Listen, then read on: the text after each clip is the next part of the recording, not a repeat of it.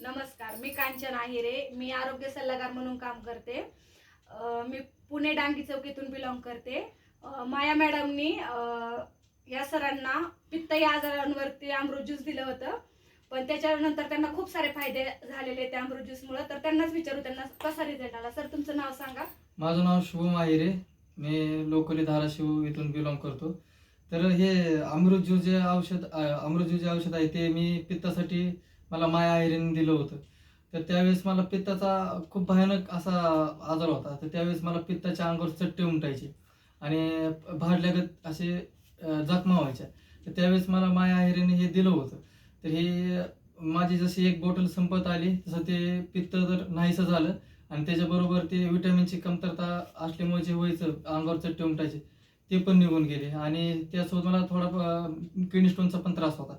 तो पण आता नाहीसा झालेला आहे. तर माझं एकच समाजाला सांगणं आहे की तुम्ही जे बाकीचे मेडिसिन वगैरे यूज करून आजार दूर करता, तर त्याच्याऐवजी हे अमृत ज्यूस घ्यावं आणि आपला जो काय आजार आहे तो बरा करावा. सर, तुम्ही काय सांगताल, हे अमृत ज्यूस सगळ्यांनी घेतलं पाहिजे का? हा, घेतलं पाहिजे. कारण हे एकतर आयुर्वेदिक आहे आणि याच्यामध्ये ना कुठलं केमिकल ना कुठलं काही नाही.